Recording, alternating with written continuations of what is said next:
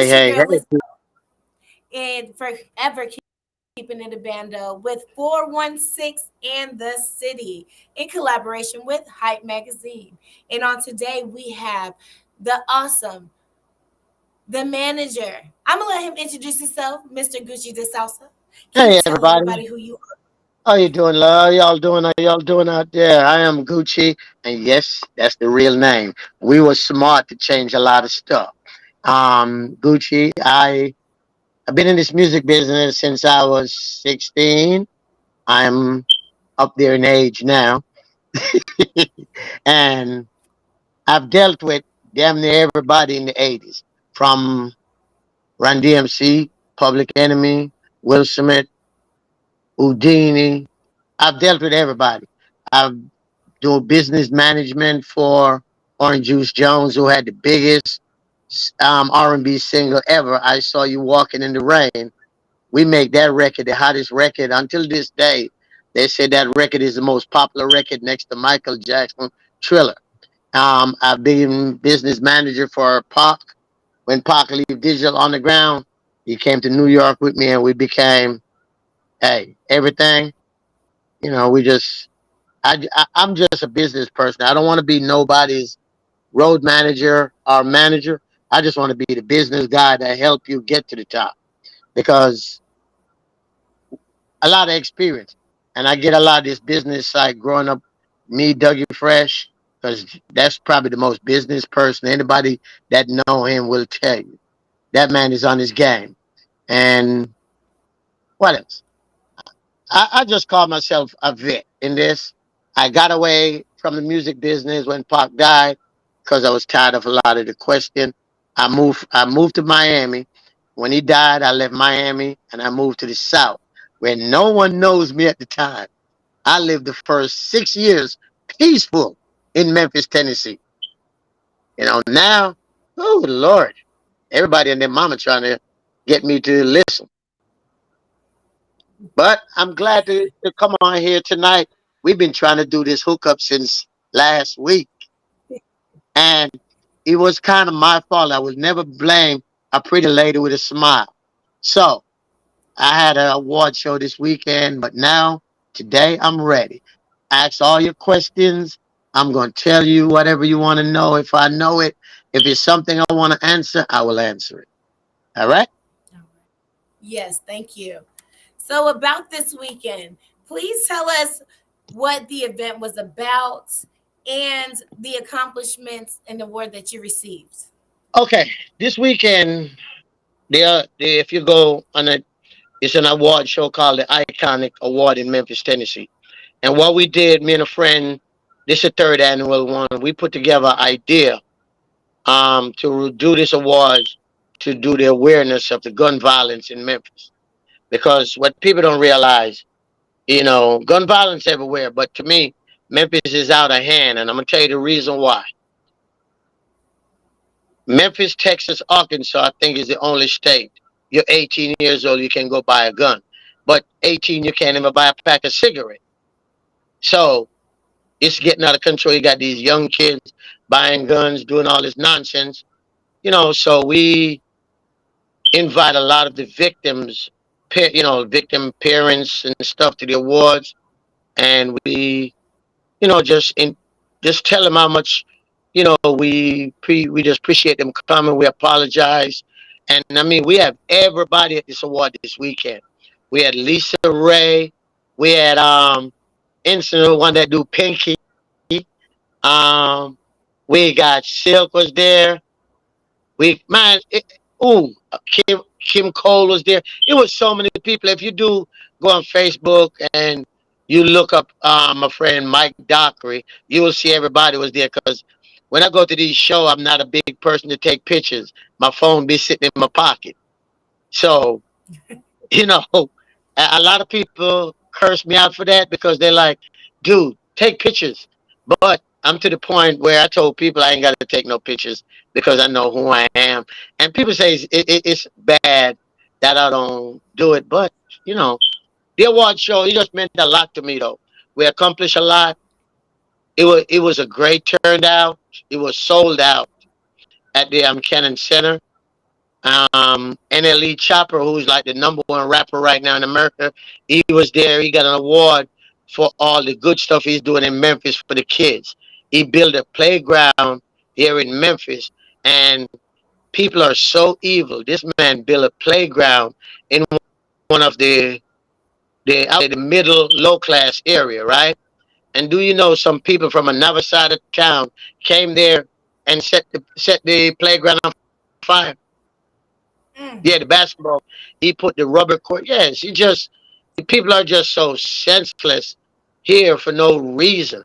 So that's one of the things we try to make awareness of, just how people can do stuff. We don't have to just constantly hurting each other. Just let's stick together. But when I was in New York, I'm not gonna lie to you.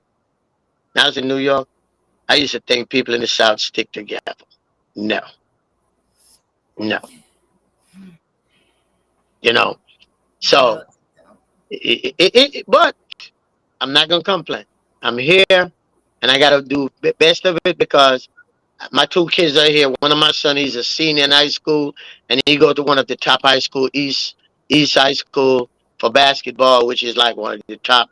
But that's where Penny Hardaway used to coach. So that's about.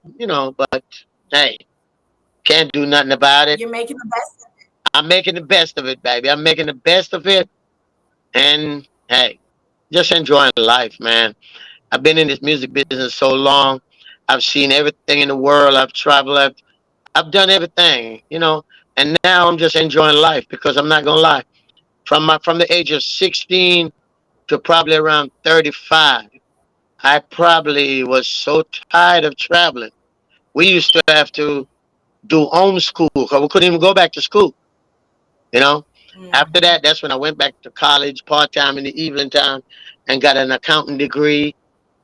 So I'm I'm just I'm, How were you able to keep up such good grades while going through all of that? Because I seen that you were an honor student throughout the whole time in college. yeah, because this is the thing. When I was in college, right, I used to take courses in the wintertime because wintertime we never do much traveling. Because one thing we used to do, once August is here, the tour stop from September to like Valentine's. That's just stay home. Cause we used to, just do so much, and then everybody, like when I was with LL, you know, when I was in my 30s, everything stopped. The last tour you just stopped Labor Day. After that, people was with family. A lot of people went to school because I remember John Little from Houdini. He used to go to school too in the wintertime. So, but summertime we could never do. So I used to really focus because I told myself, okay, I got my high school diploma as homeschool. It wasn't a GED; it was a homeschool. But I didn't walk that thing because I did at the time when Dougie and Rick was so popular, we us three was around each other, so everybody know us. So we really couldn't do a lot of stuff at that teenage thing because remember the show was the hottest record and they was 17, 18 when the Lottie Dottie and the show came out. So we was just you know just had to do it because we had them parents that, oh hell no, y'all ain't gonna not go to school, got us messed up. So I make a promise that I'm gonna finish school. It may take me a while to finish college, but I'm gonna go and get my accounting degree because most of the men in my family are accountants. Don't ask me why. So So, what was your relationship with Dougie Fresh and Slick Rick? man, our relationship was cool until this day. Me and Doug. I sent you a picture earlier. We was together this weekend. Rick, we all together, but Doug tore a lot more than Rick. They tour, but most time Doug go this side, Rick go that side until this last tour with LL, they both was on it, so we hit the road a lot, you know. But I'm still cool. I was cool with everybody from back then. The only person we really don't talk that much to, believe it or not, is Will Smith because when he got so big, only time you can talk to Will is if you go to an award show and you see him. But everybody have the same number, and if they change number, everybody will send an email. Hey, because everybody got four email address. Every rapper that I know, they got one that's a personal email that only other rappers know about. You know, so like if you're gonna change your number, you say, "Hey, this is my new number." Blah blah blah. Bye. You know, stuff like that. So, but that's the only person I have not talked to in a while. Um, I haven't talked to like KRS in probably like 3 years, but other people I try to talk to a lot as I can. The person I talk to a lot beside Doug is Flavor Flav. That's my boy. Oh, Flavor That's my Flav. boy. Got to talk to him. You know, I'm so glad to see. You know, he got himself. You know, 'cause, you know, the people used to say he on drugs, but he was never drugged. He used to drink a lot. But I'm glad to see he clean. He doing his thing, got himself together. Every time I see him, I get a hug. I'm like, boy, you my boy. You've been through a lot, but God keep you here. You know. That's So, right. yeah, man. So you So know, always huh? did you always dream to be in the entertainment business? No. When we was young, I remember this story so much. When we was like I said, we was 15. You know, we used to little bad little boy. You know, in Uptown, and we used to ride the train, and we used to see people break dancing. And Dougie's like, "Damn, that's cool. I can make them sounds." And he went and start practice. And then next thing we know, Rick start practice. Next thing you know, I start practice. And I'm like, "Oh shucks." And then they end up meeting Teddy Riley, and they did the show because everybody thought that Teddy actually produced it. No, Teddy was just the engineer. Dougie produced the show, him and Rick, and did it. But Teddy, you know, was claiming he did at that time, and Dougie made that straight. But when that record came off, I remember the day when we was in school, and these little girls that we used to think, you know, was so cool. They run to the classroom. Cause back then, you remember everybody used to have them little Walkmans with their headphones, and they run to them and say, Yeah. "Dude, y'all record on the radio." And Rick was like, "Well, Rick, what the hell y'all talking about?" So the teacher's like, "Y'all be quiet." And I got up and went to the bathroom, and I called them and said, "Come on here." And they started playing that. Oh, after that, you couldn't tell us nothing. Oh, I believe it. you couldn't, you couldn't tell us nothing, nothing. And you know, he taked off. Next thing we know, everybody want to put the record out. Then this label actually bought it. You know, then put it out, and it blow up. And that's the same time when the record blow up, Run DMC came out. You know, so Doug and Rick was gonna be probably the best group ever. Run DMC was managed by at come on, at 16, 17 years old, somebody offer you $100,000 in the 80 to leave your partner and come solo with them. That's how Rick and Doug broke up. A lot of people think they broke up because no, Russell offered him a whole bunch of money and said, "Hey, sign the Def Jam." You know, so '86 he signed the Def Jam, and it took him a year to put the first album out. The album came out. It did real well. He went platinum real fast with Mona Lisa, Children's Story. We still friends, and at this time, I'm friends with both sides, and both sides mad at them. They're mad at each other. I'm in the middle, like, oh God, can y'all stop? They wouldn't listen to me. They stopped talking for a long time. So I'm rolling with Rick. I would call Doug when, you know, Rick got into his little trouble. I said, Doug, I need you to quit this crap. Let's go visit Rick, man. He's still our partner, regardless. And it took him a year when Rick got locked up to go. And after that, they mended. And when he got out, they hooked back up. They did a little thing. They just toured together. They never did another record together, but they just toured. They've been touring together since around 2004. They've been touring together. So is this around the time that you learned your management skills? Yeah, I learned my management skill when Rick went to jail. Because I'm like, hold on, I can talk Doug into this. Oh hell yeah! So I start, and then at the time I used to intern at Def Jam. So Russ used to say, "Dude, you got a great mouthpiece. You should use it to your advantage." And I used to start hanging around with Chuck D, listen to them, and then 291 when Digital Underground, I was in Cali, and I'm like, Pop, you're from Brooklyn. You need to come back to New York and come and we start talking. He's like, I don't know much people up there no more. I left. I said, man, you know everybody because all the rappers up there know you. And he came up here, he met a lot of Jamaicans because that's all he used to hang with. He met them Jamaican, them one that Asian Jack and them guy, but that's them. But me and him used to hang out a lot, go to a lot of reggae club. And this is the time when he said, look, I need to be my business manager. You already say you don't want to be nobody's manager or roader. I need you to help me look over stuff so I know what it is. Then I was like, cool. So, I got into the business management where I help you select your deals, tell you the pros and cons, because by then I know that book inside out. They used to have a book called The Pros and Cons about the music business. So by then I learned everything about that book. Everything. So, it's not much you could tell me about nothing.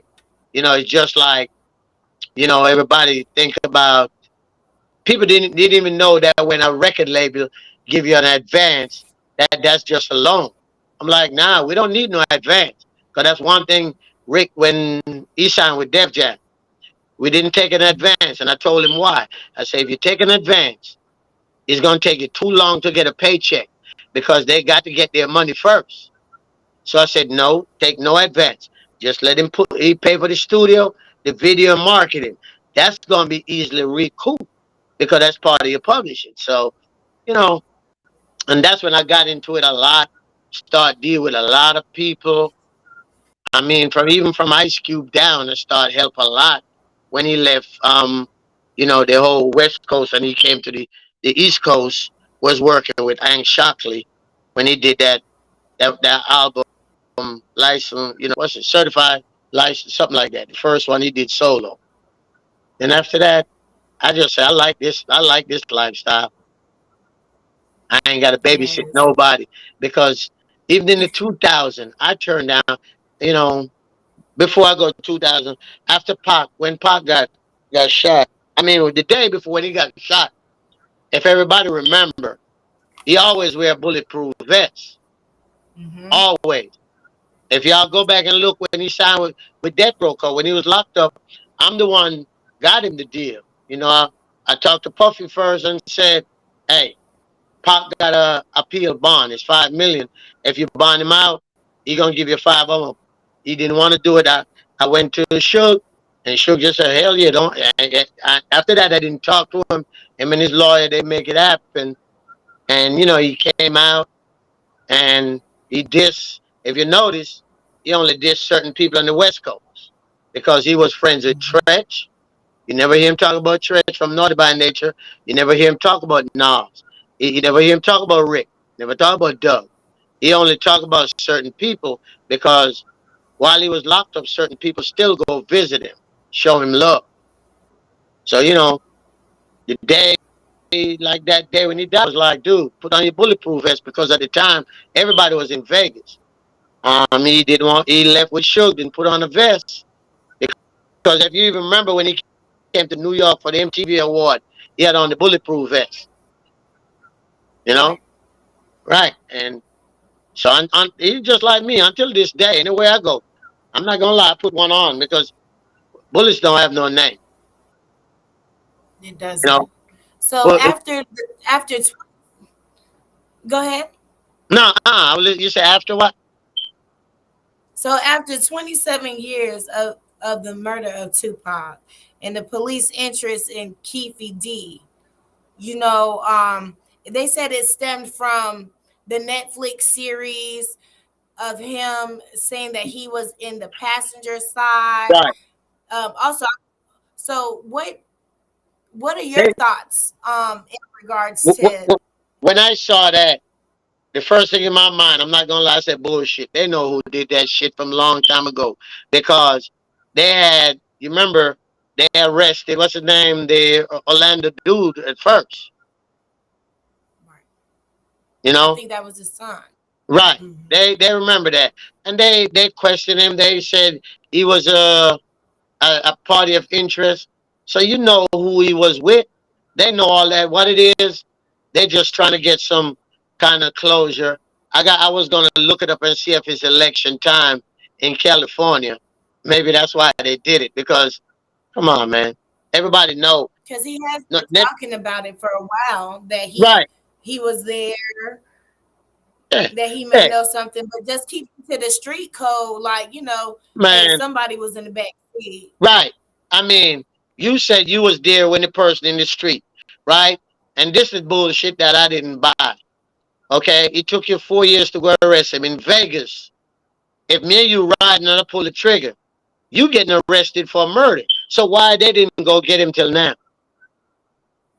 That's why I said it's just some kind of politics stuff going on. Because please, that's why, and that was one of the reasons why when it happened, I just got away from the music business because, it's just too much nonsense. It was too much nonsense. They blamed So do him you, that. so do Go ahead. you think that with him bringing up P Diddy, um, offering that 1 mil to the Southside Crips, do you think that No, may turn no, P no. Diddy to become an accomplice? No, because you remember the story was Orlando Brown. They beat him in the lobby. He stole a death row chain, right? Why would Puffy give a crap about a death row chain if you're beating somebody in the lobby? Remember now, after they left the lobby, they killed him the same night. They didn't kill him another day. So all of that was stemmed from the fight. Remember, that's what they said. Say all of this was from the fight of them beating Orlando in the lobby for stoling a death row chain. The problem is, dude just looking somebody to take down with him because remember the whole beef was Bad Boy and Death Row was beefing. That's the whole beef. So why at first? Why would you say? Because you remember he also said it was over a chain. And they all left in the Mhm. car. He had guns. They looking for them because they stomped dude, beat him. That wasn't because of no Puffy. I mean, that's just me, and a lot of people You know think that's a lot of bull. because it happened too fast for him to try to put that out Right, there. right. Because Right. come on, he happened the same within an hour after the fight. So, when you after you beat him up, what you gonna call Puffy and say, "Oh, I saw him. What do you want me to do?" Come on now, you know.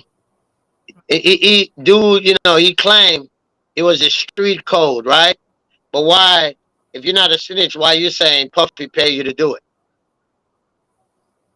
That's what I didn't understand. So He said he wasn't a snitch, but you telling said Puffy paid to do it. So, but why didn't you tell who was in the car then? Because you're doing now, you're trying to snitch on Puffy.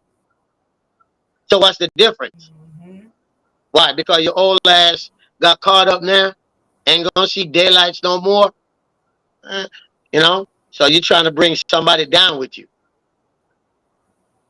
It's just So crazy. yeah, I could totally understand where you coming from with it, because it does make a lot of sense.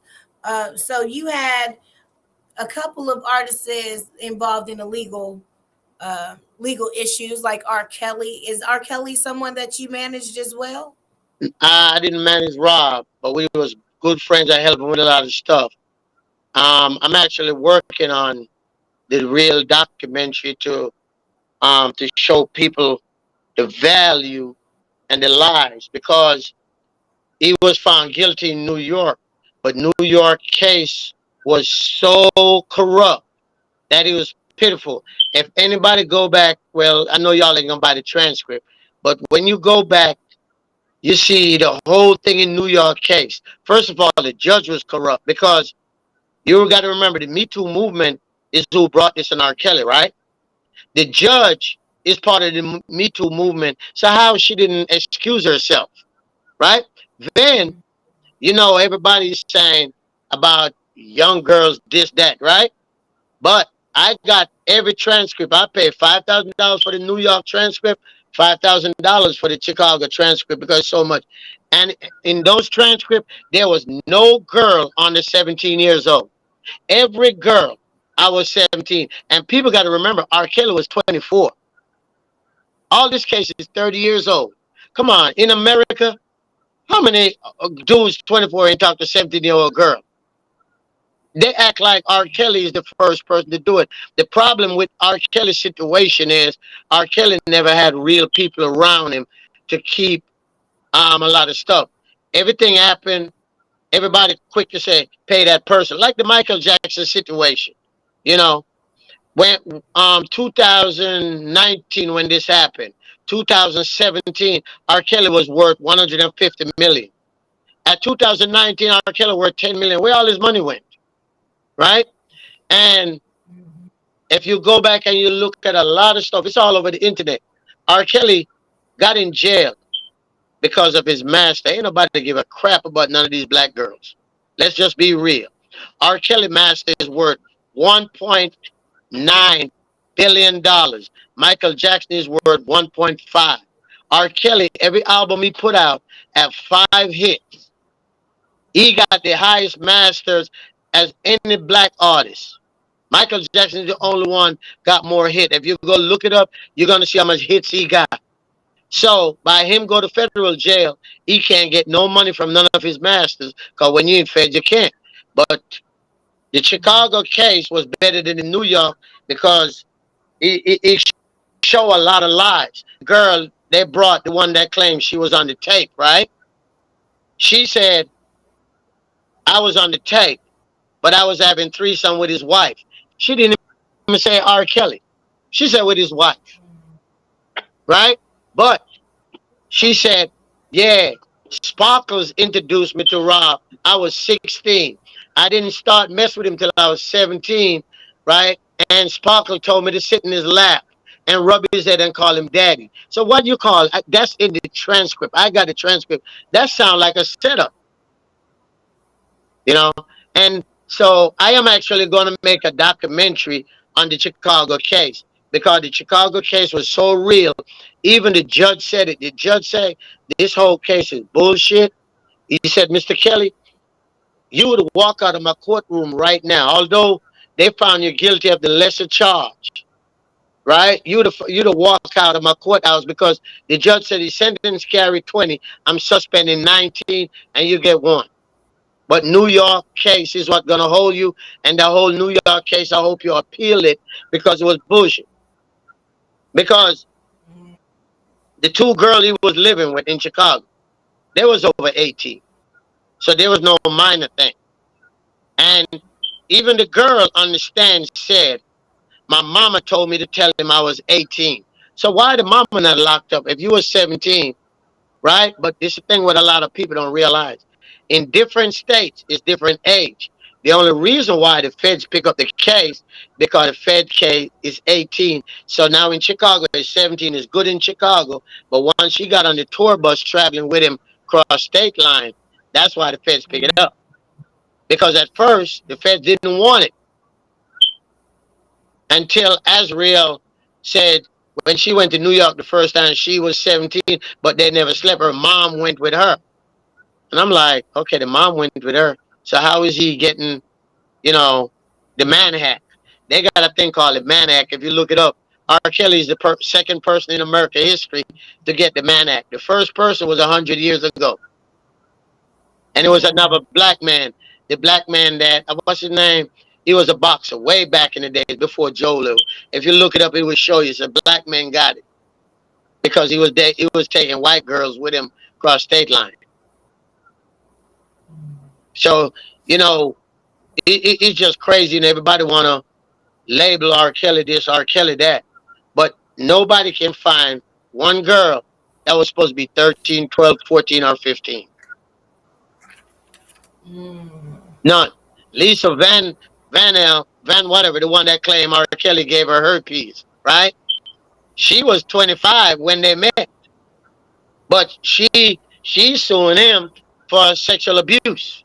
I ain't never heard nobody get sexual abuse for beating up this stuff. It's crazy. So Right. it's just a lot of stuff, and it's just terrible how before people know the story, everybody just wanted to turn against him. You know, I'm so glad that just the same thing they do with Bill Cosby.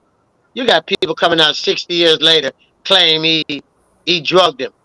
But if you looked at where all these people meet Bill Cosby, they all met at the Playboy Mansion in the 60s. Everybody was on drugs.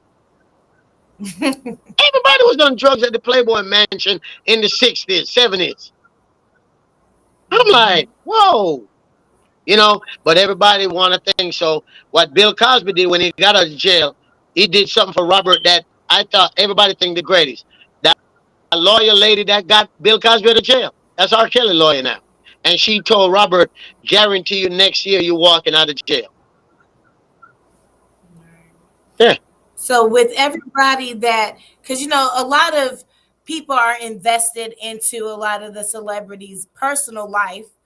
How do you keep his image looking the part as you see it? Well, um, we got a channel on YouTube that we keep everybody update with all everything in the trial and try, keep the positive stuff showing, interviewing people, talking to the lawyers, just to do because the thing is, you know, us as black, we believe everything the internet say. We don't try to do our own research, and that's what make it bad for us as black folks. If the internet said Bob Brown just stole $100 million, they're gonna believe it. Don't even know who Bob Brown is. You know, if the internet said this person that, you know, we got to do research before we do. People acting like R. Kelly was the first person in history ever talk to a young lady, not no underage, because well, you got to remember, in his city where he lived, 17 was the legal age, and people acting like this is now. 95% of the trial, the case he just went on for was 32 years ago. He was 24 years old. Cause you remember 2004 when he beat that trial. Remember when they talked about the sex tape, and the court Right. and the court said that tape is not legit because it photocopy too much, and they so messed up in the federal thing. Even the lawyer said so. The same tape you're trying to use that another court said is not reliable. You know, but people got to remember the feds just want a conviction of anything, just to keep their rate, say they are the most, feared, whatever the hell it is, you know. But the thing is, it's hard to beat the man that got all the money on the resort because a lot of old people say, I got a friend, well, I got a cousin that probably was one of the biggest, ain't gonna say, and when he went to trial in the feds in New York, the old people said if the feds got you, you're automatically guilty. That's not true.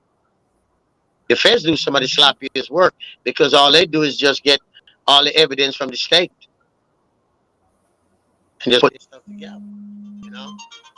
So it's just crazy. Ooh, Lord, my phone ringing. I'm out of phone. It's all right. Hold on. I'm gonna call him out of phone. But so it's just crazy. It's real crazy, but Mm. it's just I swear everything it's so much, man. People getting in trouble now that you know it's just crazy.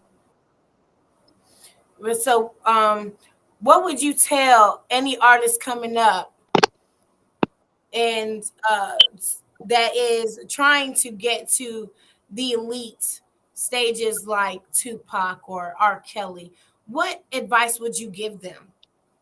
The advice I would give to anyone: follow your dream. Remember that. Stay away from negativity, because I'm not gonna lie. The music business is a great business if you succeed in it. You know, do it.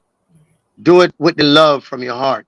Just don't do it because people say, you know, oh, you're that, you're that. No, don't ever let nobody discourage you from doing nothing you want to do, because you remember, in order for you to be somewhere, you got to take that chance.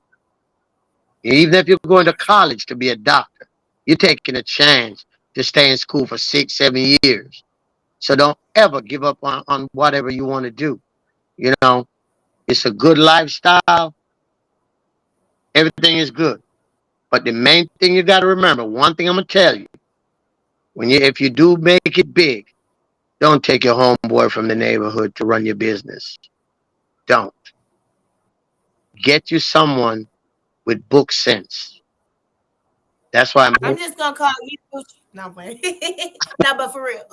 yeah, right. Because everybody, this what we used to hear back in the early 2000s.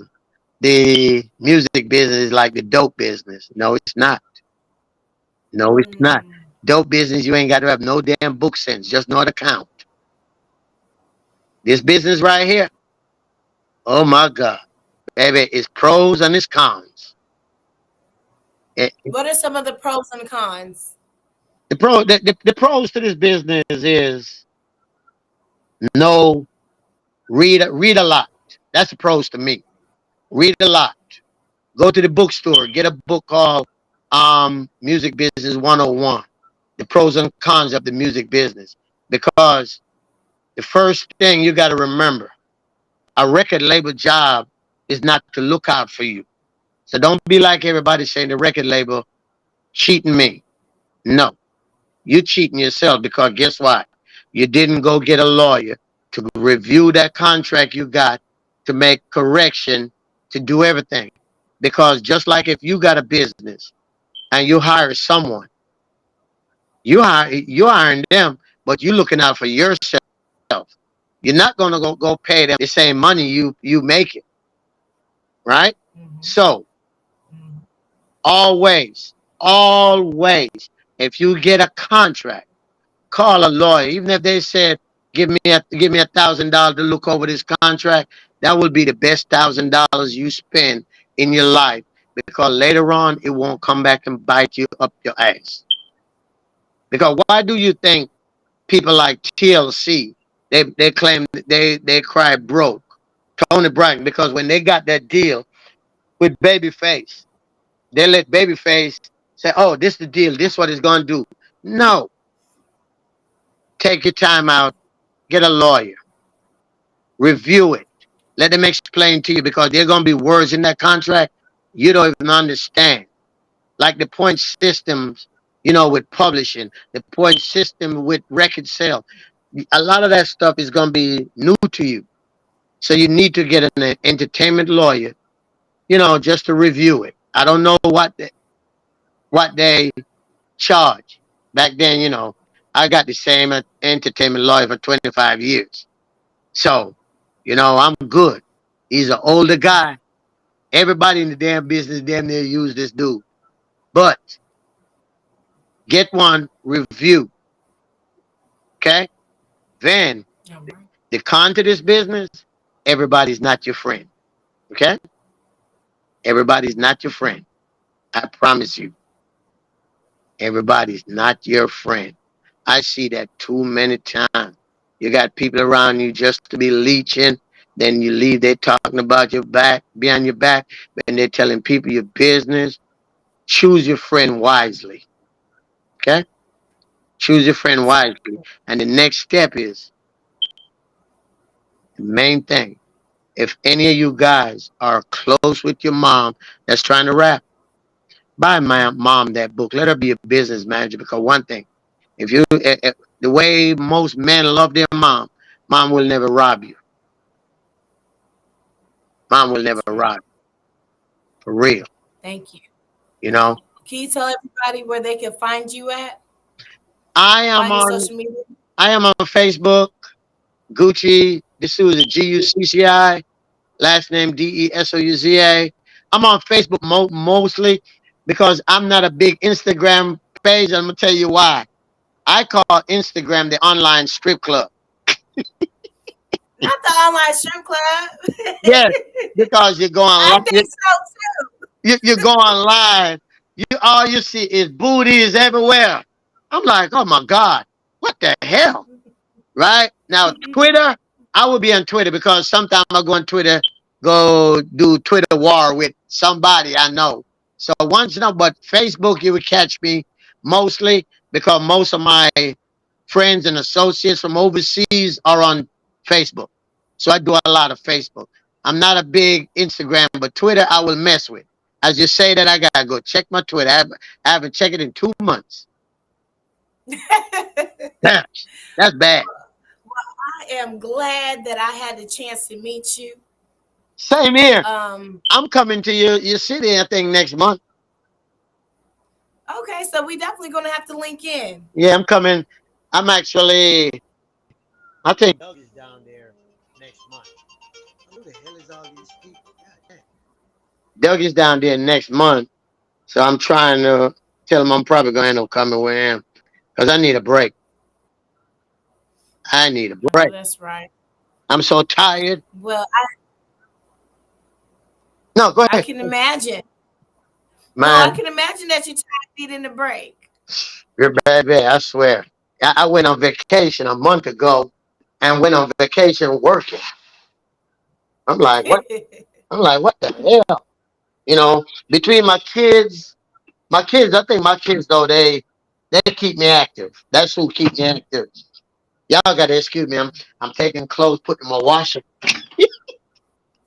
With your phone Yeah, my machine. phone. Yeah, My phone turned my machine on, so I just put it in and let it do.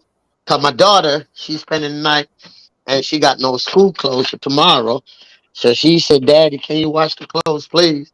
I'm like, "Dang." Awesome dad. Awesome dad. You know, yeah. Oh, You're an that's awesome manager and an awesome dad, and we are you know what grateful though. to have That's something I told myself, and I'm not gonna lie. My kids told me that every day, and they make me feel so good. They be like, "Dad, you're the greatest."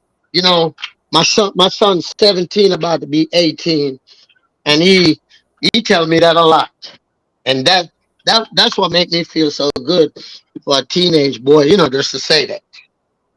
You know, right. yeah, he be like, he trying to be so cool. He be like, "Dude, you cool. You know that, right? You cool." I'm like, "Dude." Oh, Yeah, so I try I try to do a lot with my kids. I try to do a lot with my kids. On weekends if I don't have nothing to do, I try to do something with them so we can do because they stay with me and they stay with their mom. So any house they want to stay, they stay. But most of the time my son stay here because he got he oh, hold on, I'm on the phone. you say he got Hey, two phones. hey, I'm on the phone with Doug doing a quick interview. Give me 5 minutes. That's why I'm putting it into the phone. Me and Doug talking about the show. I'm gonna call you right back. Yes, bye. I'll call you right back. I see that she won. Bye. Mhm. Hello. Now that's my people calling me, telling me that my lawyer in Memphis, she was running for city council and she won. That's why everybody was blowing up the phone. So I'm like, Well, oh, so congratulations. What's her I'm, name? I'm I'm on my way going to a party right now. I know that's right. But I'm congratulations to her. Yes, because the thing with Memphis though, this is the thing like I told people, Memphis need change. They got all these old people, the mayor old, the city councilors old. They need change so that way you can give the young people something to do. These old people, they don't want to do nothing. So I'm like, man. So now I got a reason to go. Oh, hold on, y'all, hold on. One, hey, Tag, Tag. Where your car key? Let me borrow your car. I'm driving my son's car. I love that. I was like, let me take your card, Dad. Let me get your my Okay, card, son. okay, I'll be back. Yeah, because he parked in front of me. I know it. I know he parked in front of me. Yep. Yeah, he parked in front of me. I don't know why he do that so much. He be killing me, you know.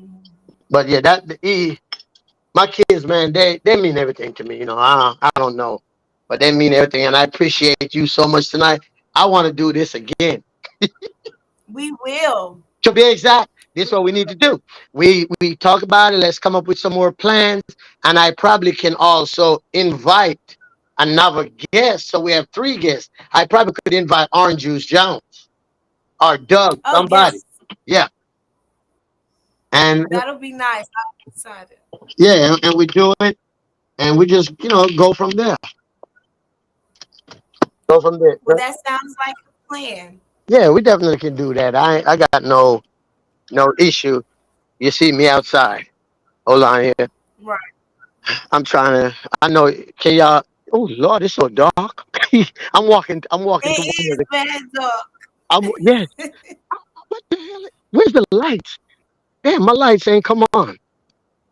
Nah, my son put my car in the street and put his. Oh my God. Yes, he put my car We in the gotta street. love our kids. No, I can't wait till the day I can do that with my babies. That's why I asked him to drive his car because I thought my car was. He was in. He moved my car and put his car. Oh my God, this damn boy. Yeah, but Well, I'm gonna call you after the live, yes, call and me and we talk. And again, I appreciate everything, and I really I really enjoy doing it for real. All right, yes, I enjoyed it as well. Thank you so all much. right. Thank you again, and I'll be waiting on your phone call. All right, All right, talk to all you right. later. Thank you. All right, bye bye. So, you guys, this is Lizzie Yayo with Keeping in the Bando, and with 416 in the City, collaborated with Hype Magazine. Thank you guys, and make sure you tune in for next time.